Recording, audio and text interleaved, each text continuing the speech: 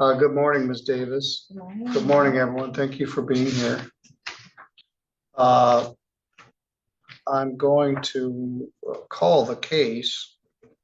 Buckle up, because this courtroom scene is unlike anything you've seen. Judge Middleton doesn't waste a second. He dives headfirst into one of the most emotionally complex and legally frustrating cases in recent years. On trial, a woman named Arlandre Aguilar, whose decision behind the wheel ended two innocent lives. But what makes this even more unbelievable is what didn't happen for 3 whole years after the crash. No arrest, no trial, no justice, just silence. This isn't just a legal case. It's a human tragedy wrapped in a bureaucratic black hole. You're about to witness emotional testimony, family heartbreak, and a plea deal that many would call a slap on the wrist. 2 lives lost, a delayed investigation, and a community left asking how could this happen. So stay tuned as we unpack every jaw-dropping moment of this courtroom drama. You won't believe what comes next. We've got 2. We've got Mr. De La Paz, who's here, and we're waiting for our interpreter. They'll be joining us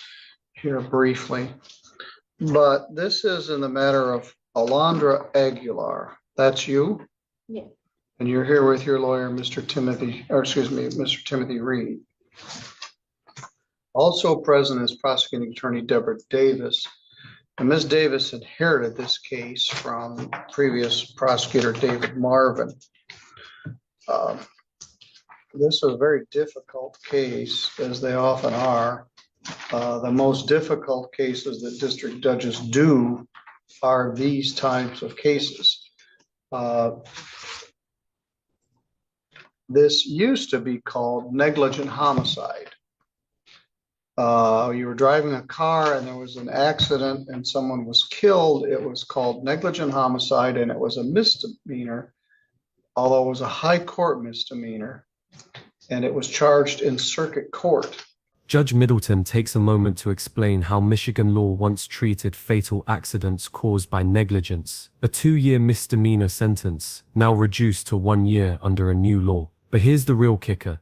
2 men died because someone crossed the center line, and the legal consequence maxes out at 1 year in jail and a $2,000 fine. That's the legal ceiling, not even a guaranteed sentence. Now ask yourself, if this was your father, brother, or husband, would that feel like justice? This VO sets the stage for what's to come, a legal system stuck between honoring victims and following rules that often feel inadequate. Middleton knows it. You can hear the hesitation in his tone. But more than just courtroom protocol, this moment raises a hard question. Can any law truly match the weight of a life lost? Would you support tougher penalties for this kind of negligent driving, or does the system already go far enough? Punishable by up to 2 years imprisonment and a suspension of your driving privileges. Several years ago, the Michigan State Legislature did away with that statute, and they replaced it by something called moving violation causing a death. And that is a misdemeanor. Punishable by up to 1 year in jail and a fine of up to $2,000. It is a district court case. It is a death caused by carelessness or a moving violation. And they're almost always without a good answer. People lost their loved ones. It devastated their lives. It altered the course of the rest of their life and left a big hole. Very often, the driver, this goes under the category of there, but for the grace of God, go you or I. You're tuning your radio, you're looking in the back seat to see what your child is doing. You cross the center line and someone is killed. We have a lot of these. I've been here for 45 years, and there have been literally hundreds of these during my career, and each one is as difficult as the one before. This case is alleged to have occurred. In fact, it did occur on December 9th of 2020, 5 years and 5 months ago. It frankly was poorly investigated by the sheriff's department. Middleton doesn't hold back. In a rare display of judicial frustration, he calls out law enforcement directly. The sheriff's department failed this case. No sugarcoating, no technical excuses, just a straight-up admission that the investigation was poorly done. Think about that. 2 people were killed, and the response was so casual, so delayed, that it took 3 years for an arrest, and even that came from a traffic stop, not proper follow-up. Let that sink in. 3 years. Imagine being the family. Imagine sitting with no closure, while the person involved in the crash goes on with life, not because of leniency, but because of incompetence. This isn't just a flaw, it's a breakdown of the justice system. What would you do if your loved one's death was investigated this way? Should officers be held accountable for delayed justice? There's no more diplomatic way to put it. The allegation is that on December 9th of 2020, Alondra Aguilar was driving a car on US 12 outside of Sturgis. And her moving violation would allege to be that she crossed the center line, hitting a vehicle which had in it Daniel Waring and Mose Bontrager, and both of those gentlemen were killed. I understand some of the families may be watching this remotely. Is anyone here from the family of Mr. Bontrager? Thank you for being here. And Mr. Waring? All right, thank you for being here. Now, Miss Aguilar lives in Indiana, just over the state line. And she cooperated with the police in the course of this investigation, and she didn't go anywhere. And the police completed their report and submitted it to the prosecutor's office. The previous prosecutor, Mr. Marvin, authorized this in February of 2021. And for reasons I still don't understand, they didn't arrest Ms. Aguilar for 3 years. All they had to do was call her on the phone and she would have presented herself. I wrote to the previous undersheriff who was there and asked him to look into this to find out what happened, and never really got a response. Anyway, 3 years pass for the Waring family, for the Troyer family, and for Miss Aguilar, and nothing happens. And then she gets stopped for some traffic violation or something, and they found this warrant, and she was arrested. And she retained Mr. Reed. It's almost cinematic in its absurdity. After 3 years of silence, Aguilar's arrest doesn't come from a dedicated investigation. It happens during a random traffic stop. Let that sink in. She wasn't hiding. She wasn't evading justice. Authorities simply never bothered to follow up. Middleton even says it himself. All they had to do was call her. This moment reveals more than a flaw in process. It highlights how fragile real-world justice can be. One misplaced file, one unreturned call, and families are left hanging in emotional limbo. And here's the twist. Had she never been pulled over, it's possible this entire case would have vanished. Is it justice when the system stumbles into accountability? I don't believe any additional investigation was done in this case from February of 2021 until she was arrested. The matter was set for trial. I think it was adjourned and reset for a trial way out, like 120 days out, to give the prosecutor and the defense an opportunity to prepare for the trial. I blocked out 2 days of court time, more if needed, and we didn't have a trial. There was a plea agreement that was entered, agreed upon by Mr. Marvin and Mr. Reed.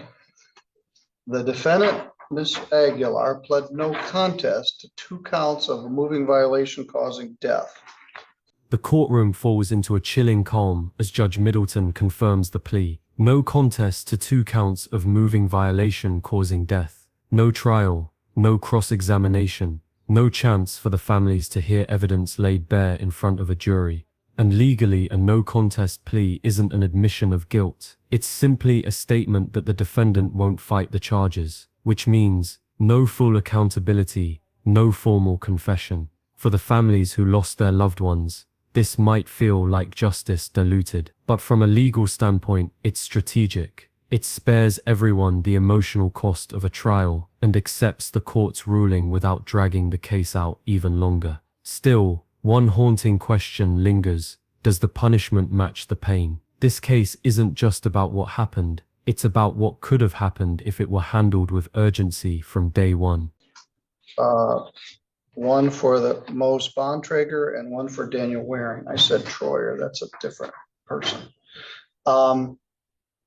And the matter was set for sentencing under the delayed sentencing statute, which is 771.1, for 6 months, with the following agreement. The charges would be dismissed and one count of careless driving would be entered. If she completed the driver's safety course and had no additional violations pending that date and now. So the date for sentencing was today. At this point, the delayed sentencing agreement kicks in, and what's agreed upon is both legally sound and emotionally jarring. If Aguilar completed a driving course and stayed clean, the charges would be dismissed and reduced to careless driving. Let's put that into perspective. 2 people lost their lives. The court calls it a tragedy. The families are shattered, yet the final punishment is a civil infraction and a $150 fine, as long as she passed a driver safety class. Judge Middleton's hands are tied here. This was part of the plea deal, and by the letter of the law, it's valid. But it underscores a brutal reality. Plea agreements can create a gulf between emotional justice and procedural justice. And for the families watching, this is the moment where the sentence feels less like closure and more like insult. Would you accept this deal if it were your loved one, or would you fight it at trial, no matter the risk? I have received confirmation that Ms. Aguilar has completed the driver's of Michigan. It was the Michigan course that you took. Yes. Although you still have an Indiana driver's license. Yeah. And you completed that course successfully. I'm going to ask you to raise your hand for a minute. You swear or affirm any testimony you're about to give here will be true to the best of your knowledge and belief. Yeah. Have you received any other traffic citations or been charged with any other criminal matters since you entered this plea? No, And there's nothing pending against you now? no. All right.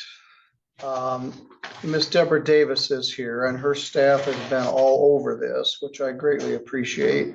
They contacted the family of Mr. Waring and they contacted the family of Mr. Bontrager, and they are here.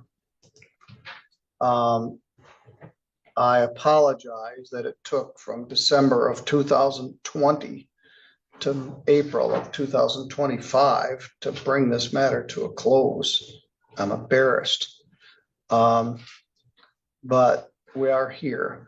It's rare to hear a judge say the words, "I'm embarrassed," but Middleton owns it. He apologizes directly to the grieving families for a system that failed them. 4.5 years between crash and sentencing, and not because of appeals or complexity, but because of sheer neglect. You can feel the emotional weight pressing down on this courtroom. This isn't just an apology, it's a moment of painful honesty. A judge publicly acknowledging institutional failure. It's powerful, it's rare, but it's also not enough for the families who waited years for answers. The criminal justice system isn't built to say, "I'm sorry," and so when someone in power does, it hits differently. But apologies don't replace action, they don't undo pain, and they certainly don't bring the dead back. This line sums up the entire case. We are here, but far too late. I'm advised by the victim advocate staff of Ms. Davis that the families would like to speak.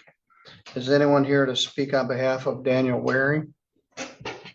All right, Ms. Davis, are you ready for all this? Yes, Your Honor, I would like them to be able to speak first. Okay, thank you. Who wants to speak first? Would you like her to stand or sit? You can sit if you're being more comfortable.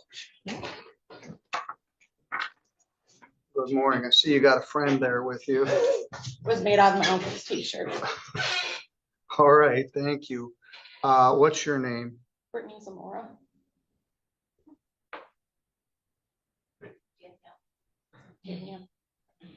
All right, what would you like me to know? I just wrote a letter to her. Would you like to read it? Yes. Okay, go ahead. Sorry, I might stutter through it. You're fine. Okay. Dear Alondra, I have started this letter more times than I can count. Every time I try to write it, I am flooded with emotion. But I think you should know who Daniel Waring was. He was the man my mother named my middle name after, who I was blessed to name my son after as well. Uncle Danny was a kind-hearted man, caring, dependable, and trustworthy. He taught my husband what a true man is, what a father is, and how to be a husband that I needed. He loved his family unconditionally, no matter what they did, good or bad. When my husband came home after serving 14 years in prison, my uncle was the first one to welcome him into the family with open arms and never judged him once. My husband finally had a dad to learn from. Uncle Danny would drop anything if you needed him. He showed kindness without being asked. He loved duck hunting with family, friends, and his dog. He told the worst jokes that somehow always made you laugh. Most importantly, he was my aunt's soulmate, a devoted son, a loving father, a brother, a grandpa, and an irreplaceable uncle. I could go on forever about him, but what I really need to say is how deeply this has broken us. On December 9th, 2020, while I was getting my kids ready for work, and before I woke my babies up, I received a call from my favorite aunt. It was odd because she never called that early. When I answered, it wasn't her voice, but her sister's, saying, "Britt, it's Tara. We need to get a hold of your Nana. We tried but can't reach her." And then the pain came. "Your uncle has been killed in a car accident on his way to work." I dropped my phone, dropped to my knees, screaming and crying, unable to control the flood of emotions. I had to get my kids ready for daycare still in that state of mind. I couldn't even remember if I put their shoes on them. My daughter was 12 years old at the time, and she did the best she could to help me. Then I had to drive to my Nana and Papa's house and knock on their door to tell them the worst news imaginable, that their son had died. My mom was out of town for work, so I had to call her workplace and ask to speak to her and deliver the news over the phone. I didn't want my mom to hear it like that, but I had no choice. I had to be the one to tell her that her brother, her first best friend in life, was gone. I had to call my sister and tell her as well. Telling someone you love them that another person they loved has died, it breaks something in you. But I should not have had to be the one to bring that pain. It should have been the person that made the choice to drive a car she knew had bad brakes, the one who chose to speed. It should have been you. Some of your friends and family reached out to me saying they were sorry for your actions. A woman that was 2 cars behind my uncle kept contacting me to express her condolences and to keep updated about the case. You didn't, not once. In court, you claimed you didn't know that you had a warrant, but that's not true. Your own cousin told me you did know. You yourself messaged my cousin Krista, Daniel's daughter, saying you knew. You have shown no remorse. You have took 2 lives that day, and you get to walk free. An online class is not justice for either families. I watched you sit in this courtroom hallway laughing with your family while we stood there broken. Sorry. I had to go cry in the bathroom because seeing your face brought every ounce of anger back up in me again. I carry anger in my heart that it hurts to the core. I haven't been able to grieve probably, because how do you grieve when there is no justice? My family has been through counseling just to deal with depression. That day you didn't just take my uncle, you took a piece of us that we can never get back. Relationships have strained. My aunt no longer has her anniversary to celebrate with her soulmate. Uncle Danny never will get to meet his grandkids that have been born since then, or my baby girl. He won't be able to celebrate birthdays, graduations, or holidays. My Nana will never get a dozen carnations from him on Mother's Day that he did every single year. My mom is an only child now. Her brother was supposed to be here to help her take care of her parents. Everything feels emptier without him. I hope that one day I can forgive you, Alondra, but right now I don't know if that's possible. Brittany Zamora's victim impact statement is one of the most emotionally devastating monologues you'll ever hear in a courtroom. It's not just grief, it's raw, unfiltered heartbreak poured out in real time. Her words aren't rehearsed, they're ruptured. She recounts the chaos of that day, learning of her uncle's death while trying to get her kids ready, calling her mother, telling her grandparents. She paints a timeline of trauma that refuses to fade. But what cuts deepest? Her anger, her fury at what she calls a lack of remorse, a justice system that gave her family a traffic course in exchange for 2 funerals. She even says, "I had to be the one to bring that pain. It should have been you." There's no performance here, just pain. And it lingers in the silence that follows her letter, one that echoes through every person watching. Do you think Alondra Aguilar showed enough remorse? Or is silence the wrong kind of defense? Is that Danny's picture on your shirt It there? is. Can you And stand these up? are his ashes. This is the only thing we have of him, his ashes and a bear made of his shirt. I do like the bear. It makes me smile. We got these for Christmas from his daughter. One thing you did remark that she didn't contact you, that's almost universal. Once they're charged with something, they very rarely does that happen. And once an attorney gets involved, the attorney says, please don't contact them. I've seen it a few times, but it's very rare. So that's not uncommon. You told me something I didn't know, that there was a witness car, 2 cars behind. Yes. I don't know if that's in the report anywhere. But thank you for being here, and it's important to share that. And I'm sorry it took so long to get there. But thank you. I think that was from the heart, and it was important for everybody to hear it. Would you like to speak also? All right, what's your name? Lisa Perkins. I'm Danny's sister. All right, come up if you would. So as Brittany said, I was away. It was the year 2020. Alondra, can you just look at me? No, you can just sit down. Okay. You can speak to me, but she can see So it you. was the year 2020. And everybody was in the world was worried about COVID, thinking it would take their loved ones. Yes. I was off to a hospital in Carroll, Michigan. I live in Kalamazoo. I was at a hospital helping them out with COVID because we had quarantine and isolation, and so many of the staff were getting sick. They needed extra staff. So I went there and I got the worst phone call in my life. Now, I sympathize with her and I want her to know that. That's why I wanted her to look at me, because I want to tell her that. Okay, I got that news. I was in such shock. I don't remember driving. And we're talking about a driving case. I myself, Alondra, don't remember driving from Carroll to just above Battle Creek, which was probably a couple hours until it finally hit me. So I know things can happen. I know accidents happen. I too, Alondra, had girls your age and always worried when they were out. I worried about them being in accidents, being on your phone, looking for a water bottle, causing an accident. So I understand accidents can happen. But when it happened, it took something that it affected all of us. The Bontrager family, he was a young father. I speak for his family too, because they're in the Amish community. How did the 2 men know each other? So my brother picked him up every day for work. My brother was a very loving and kind person. We're not opposites in that, but we're opposites. He's very quiet, very shy, very So laid back. were they on their way to work? And he had picked him up and they were on their way to work that morning. Okay. And he has a big truck, but it was a lot of gas just about. And it was a long way to go to Indiana from Bronson. So he took the little car. My sister-in-law had a little car. And so they packed them big selves in there and in that little car and their lunch, and off to work they went.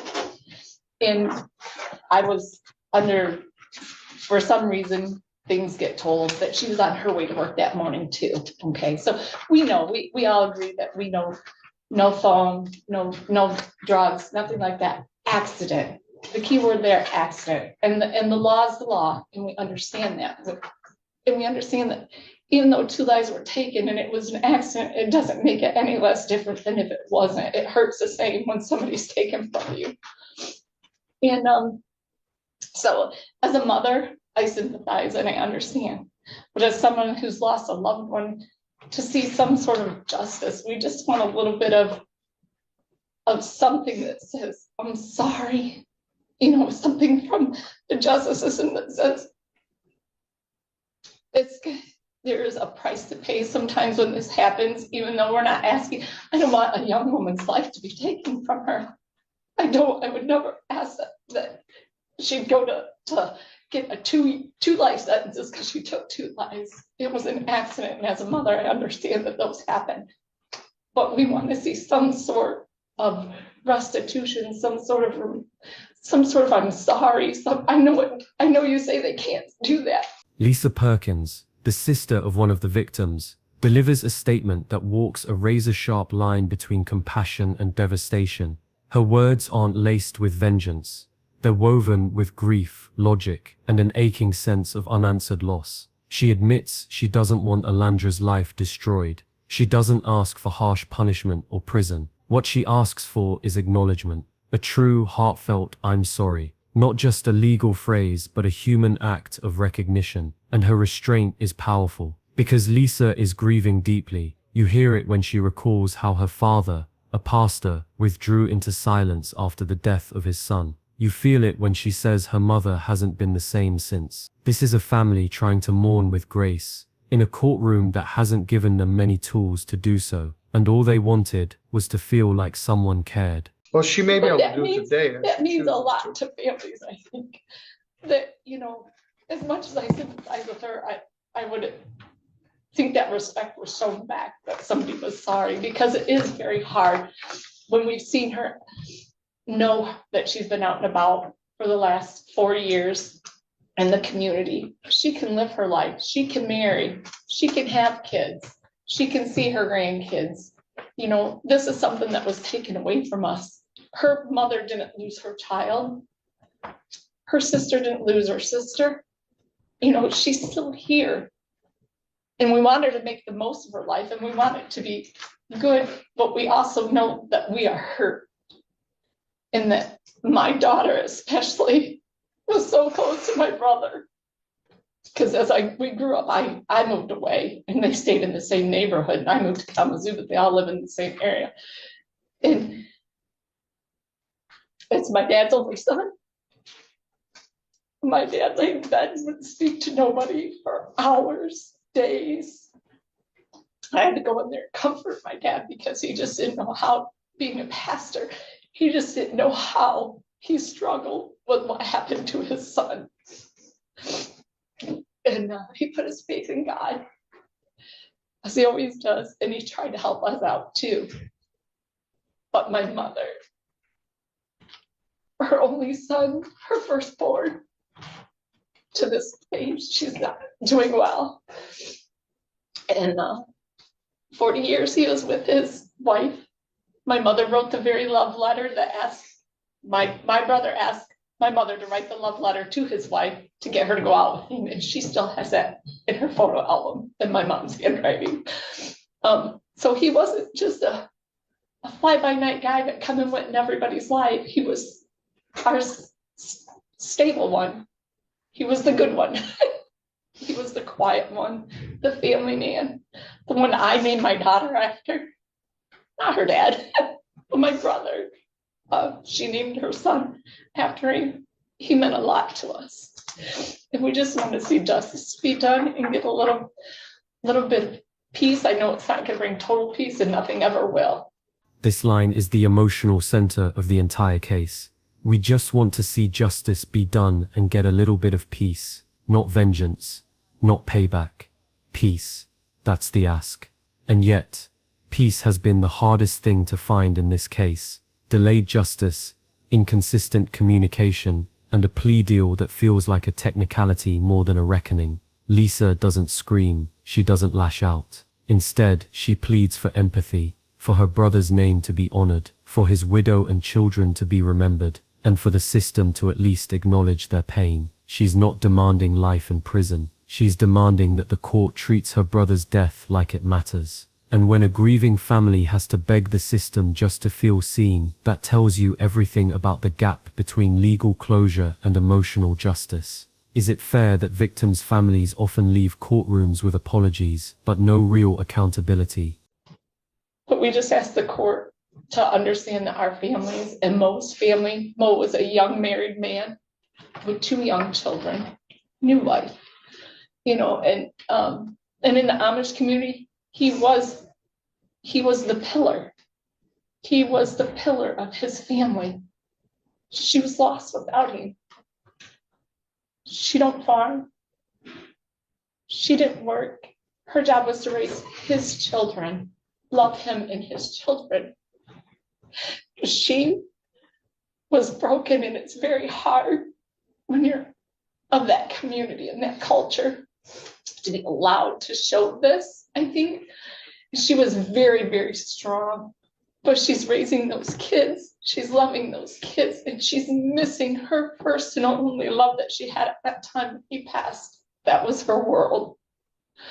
Susan didn't know what to do without Mo. She was just as lost as my sister-in-law was, which brought about in a silver lining once again. I want to state brought about such a great relationship with our family and the Bontrager family. And now Jody has taken up what my brother did. She helps drive them around, just as my brother did. But our families have really bonded, and we're thankful for that. It's sad that it took a moment like this to do that. But on the behalf of the Bontrager family, I know they're grieving. They still grieve. Every time she looks at her son's face, she sees her husband. And I just want to say, I'm sorry that we're hearing this is happening, Alondra. We don't wish no harm on you whatsoever. And as a mother, I've worried about my children sitting in the same seat that you're sitting in. And I prayed every day that when it happened. And I pray that you never see that seat again. And that you go on with the rest of your life and do right and do good. And I don't know what else to say. All right, thank you. That's all very much from the heart. These people aren't just names on a piece of paper. They're people with lives and loved ones, and it's always good to know more. You're here on behalf of Mr. Bontrager. Do you wish to speak? All right, and you're his niece, sister.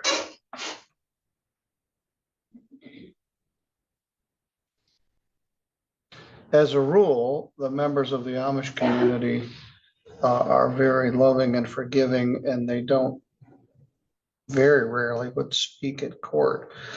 Judge Middleton notes something powerful here. The Amish community, known for its quiet strength and forgiveness, rarely speaks in court. Yet, in this case, a family member of Mo Bontrager showed up to break that silence. That's not just symbolic, it's historic. You can feel the weight of that choice. For a group that traditionally handles grief privately, stepping into a secular courtroom and publicly mourning is a courageous act. It tells us how deeply this tragedy shattered not just one family, but an entire cultural circle. And as Middleton points out, Amish families are increasingly vulnerable. Buggies, bikes, country roads, they're all part of daily life, and they come with risk. Fatal vehicular cases involving Amish individuals are on the rise, and this courtroom is now bearing witness to that wider pain. So when this family speaks, it's not just personal grief, it's a community plea. Recently, we've had a terrible stretch of cases where young Amish people are victims of vehicular deaths. We have 2 that happened this last year and several in the area.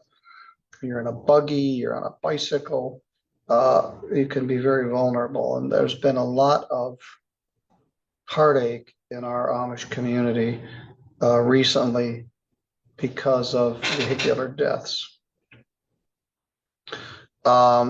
Ms. Davis, anything else you wish to add? Just briefly, Your Honor. There's not much more I can really add as far as the family goes, other than to offer also our sincerest condolences and apologies for how this has all transpired with their family. I did want to point out to the court that when this case was filed, I was not a part of the case. I did work at the office. A note in the file that our prior victims' rights coordinator received a phone call from Mr. Waring's mother in June of 2021, inquiring about what's going on.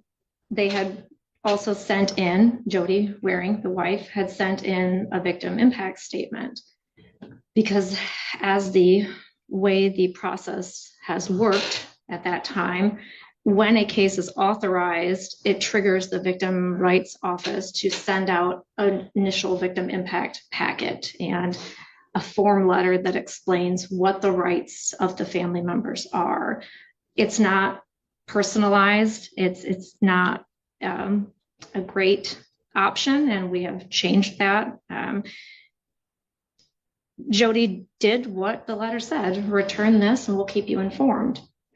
I think that's disingenuous the way that it was done prior, because in looking at what was sent to the family, it's a form letter every time. And all it says is a pretrial conference is scheduled on such and such date.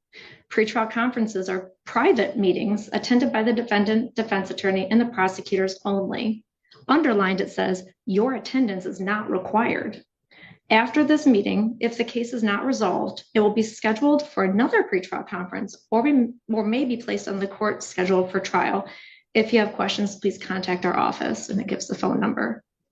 That's the extent of the letter that is sent to a family who lost a loved one, who doesn't understand the court process, who doesn't understand what their rights are, their right to speak with a prosecutor prior to having the case resolved before any final negotiations are done. This is where Prosecutor Deborah Davis drops a bombshell. The family of the deceased received only form letters throughout the legal process, and no one explained their rights. No one called, no one followed up, no one made sure they understood the system that was supposed to serve them. It's not just bad policy, it's institutional neglect. These were grieving families, desperate for answers, and the court's outreach boiled down to your attendance is not required. That's not just cold, it's insulting. Davis owns up to it. She calls the system disingenuous and admits victims' rights were violated with no real recourse. And here's the twist. There's no accountability for prosecutors who fail to notify victims. No consequence, no penalty. So the families sat in silence, while a plea deal was struck behind closed doors. This moment exposes how justice can happen without the people most affected even knowing it. But what they also didn't know, and I didn't realize until it smacked me in the face when I came back and had to deal with cases like this, there is no repercussions for the prosecutor failing to follow the Victim Rights Act. There's nothing. You can't do anything. I can't undo what was done, even though it is wrong. You shouldn't make a deal on a case when the victim's family has no idea what's going on, and they've tried to be involved. They've contacted. It's unfortunate.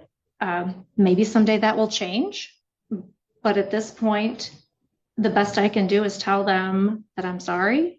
There's a haunting resignation in Davis's voice when she says, "The best I can do is tell them I'm sorry." Not because she doesn't care, she clearly does, but because by the time she took over, the damage had already been done.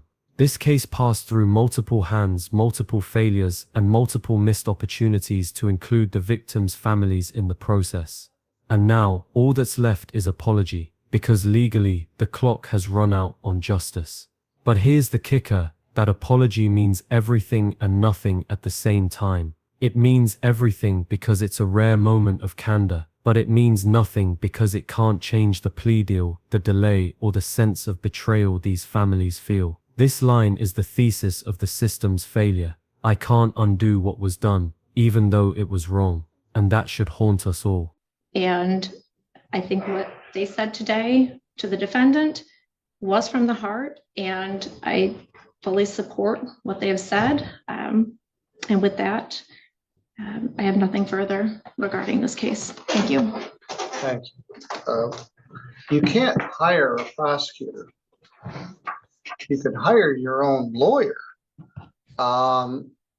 If you don't like the lawyer you have, you can hire one that you think will do a better job serving you. You can't hire the prosecutor. You get what you get. And I used to have that job, and it was a very important job, probably the best job I ever had. But you get what you get. Mr. Reed came into this case and did a lot of investigation and research. There are some problems proving this case in defense of the previous prosecutor. Neither one of these cars had an electronic black box, which will tell you how fast the car was going, when the brakes were applied. Judge Middleton goes into technical details here, but don't tune out, this part matters. He explains that neither vehicle had an electronic black box, which would have provided key forensic data, speed, braking patterns, point of impact. Translation: without that data, the prosecutor's case had holes, big ones. This is critical because it changes how we see the plea deal. With no hard proof of recklessness, no expert accident reconstruction, and a subpar investigation, the case becomes less about justice and more about damage control. From a legal standpoint, Middleton is right. Going to trial might have led to an acquittal. And that's the tragic irony. Even in a case involving death, the system had to settle for a misdemeanor because the facts couldn't be fully proven. Justice isn't just about morality, it's about what can be proven. And in this case, the evidence was as broken as the lives left behind. That sort of thing. Neither car had that. So that information just was not available. Modern cars have them. I think any car probably made in the last 10 years has one, but neither one of these cars had a black box. For reasons, again, wasn't part of the investigation. They never called in an accident reconstructionist. They had an accident investigator, but they never had a reconstructionist, which can give more information about what and how the accident was caused. This case was not an easy case for the prosecutor to prove beyond a reasonable doubt. They could have gone to trial and the defendant could have been acquitted. However, she agreed with Mr. Reed's guidance to accept responsibility in this manner. This was not a line drive of a case. There were factual issues, as I indicated. It wasn't investigated very well, and there were other issues, so it may have been difficult to prove it. So they reached this agreement, and a plea agreement is the province of the prosecutor and the defense attorney, not the judge. Once they reach it, I'll follow it. As far as I can tell, Ms. Aguilar has complied with every terms of this plea agreement. My understanding was she had no criminal record, and I believe not much of any of a driving record. She had a valid driver's license at the time this occurred. As you indicated, there were no drugs or alcohol involved, no indication of high speed. The allegation was she crossed the center line. Doesn't make it any easier. I tell new judges at new judge school that these are the most difficult sentences that district judges have. They're also among the most difficult cases the prosecutor has. They're misdemeanors with a death. And we can't unbreak it. This might be the most painful line in the entire hearing. We can't unbreak it. Middleton's voice trembles with truth here. These cases, labeled misdemeanors with a death, are a contradiction in terms. How can you call the loss of human life a misdemeanor? But that's what the law says. That's how it's written. And that's what judges like Middleton are forced to work with. The word misdemeanor feels like a paper cut on a bullet wound. It's legally accurate and emotionally offensive. He's right, the system can't unbreak what happened. But that doesn't mean we stop trying to do better next time. Should laws be changed to create a new category for vehicular deaths, something between misdemeanor and felony, or would that open the door to over-punishment? And there's a lot of heartache, and there's not enough satisfaction for anybody. Mr. Reed, do you or your client wish to speak to this further? Thank you, Your Honor. And I believe Mr. Waring's sister is 100% correct when she stated, regardless of how it occurred, what occurred, the loss is still real and the loss is there, and that is true. In a rare moment of unity, even the defense attorney echoes the family's pain. The loss is still real. It's a line that cuts through the courtroom, because no matter how many justifications or legal details are unpacked, the result remains the same.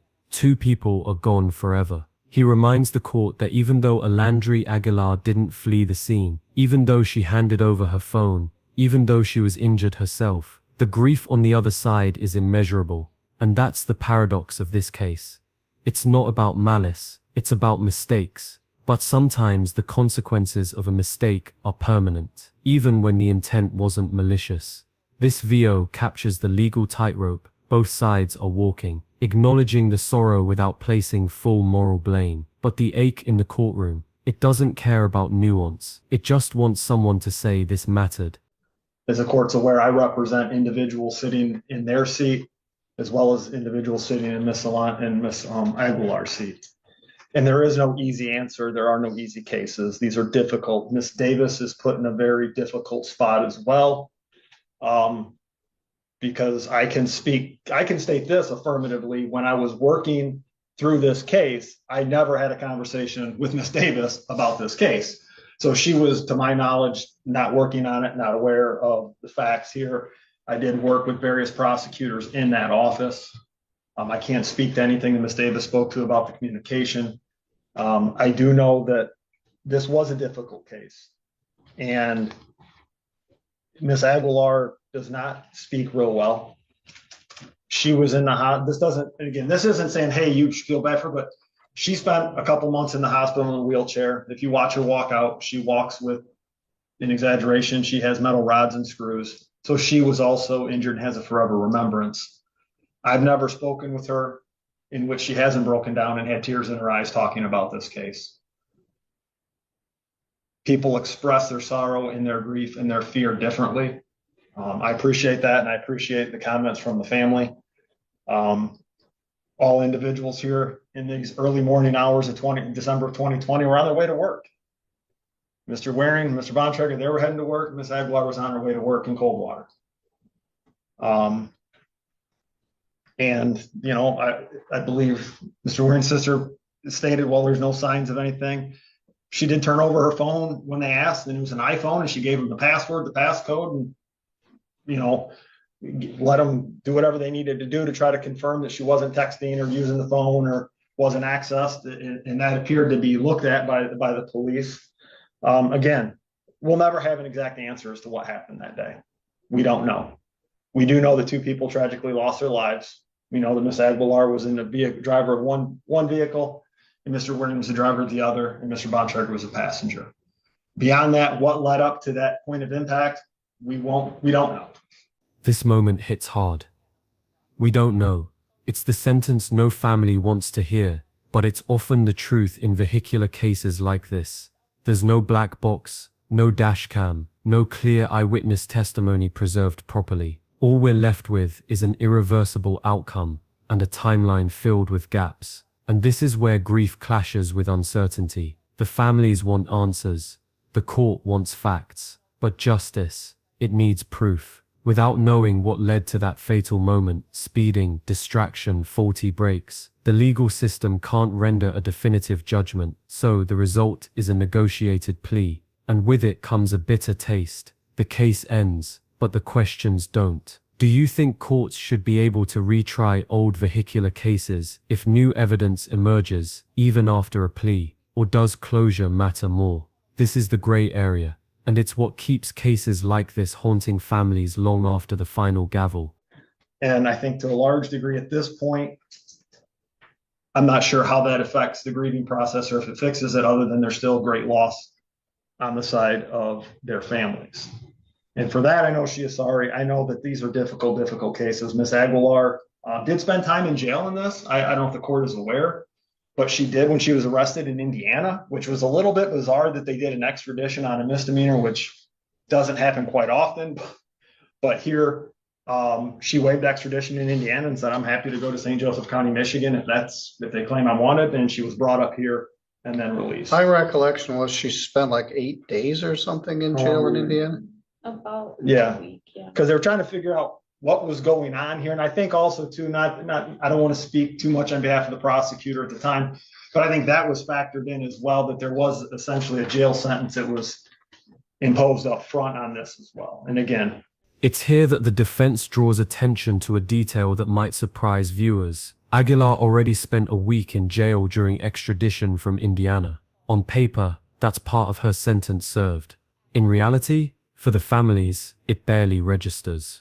The defense is clearly trying to balance the scales, pointing out that she was cooperative, didn't contest the extradition, and was held in custody longer than most misdemeanors would require. But this logic doesn't ease the grief.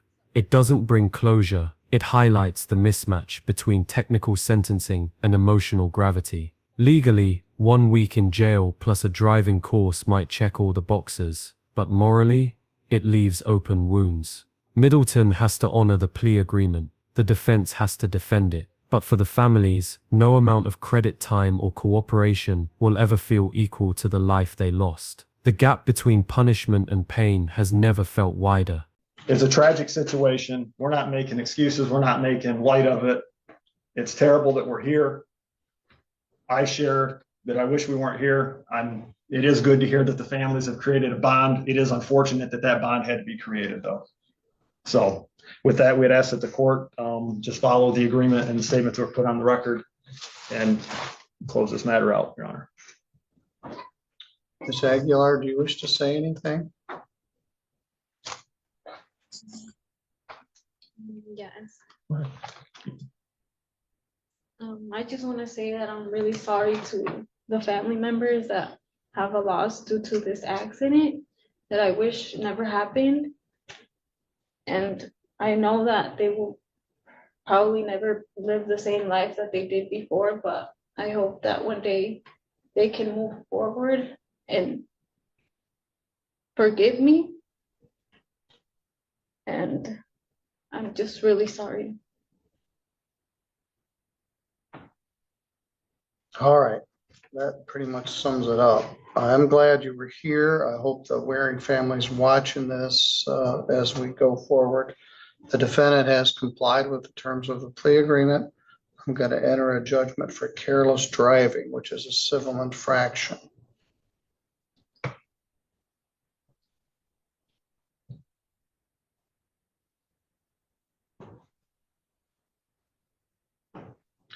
Fine and cost for careless driving is $150. Let me see if there's any bond money in here.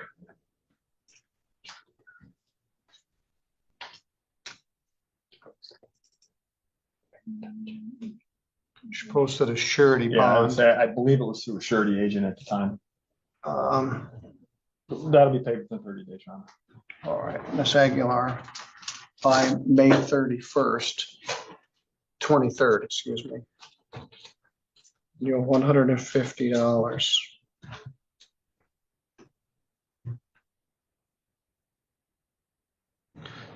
Careless, I believe, carries 3 points. Yes. We'll put 3 points on your driving record.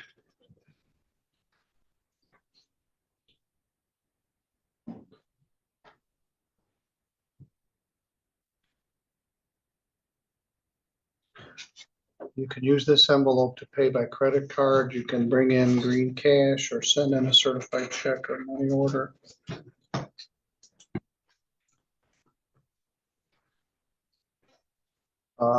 Thank you all for being here. Thank you, Your Honor. It puts a face on this. Her face has been here. There's been a lot of suffering. I'm sorry it took so long, but as far as the legal process is concerned, this matter is completed. You're all free to go. Thank you, Your Honor.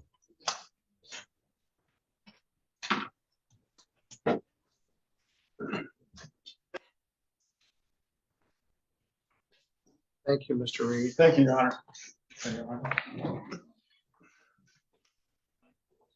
And with that, Judge Middleton closes the book on a case that took nearly 5 years to resolve, not because of complexity, but because of delay, disconnection, and systemic failure. The families walk out without a trial, without a true reckoning, and many would argue, without justice. Alandre Aguilar walks away with a careless driving infraction, 3 points on her license, and a $150 fine. No prison, no criminal record, no restitution. But beyond the courtroom, this story reveals a bigger truth. When laws don't evolve with empathy, even correct rulings can feel morally wrong. The system did what it could, but not what it should. Justice isn't just about the law, it's about the lives left behind. If you found this case as shocking as we did, make sure to hit that like button, share your thoughts in the comments, and don't forget to subscribe for more jaw-dropping courtroom breakdowns.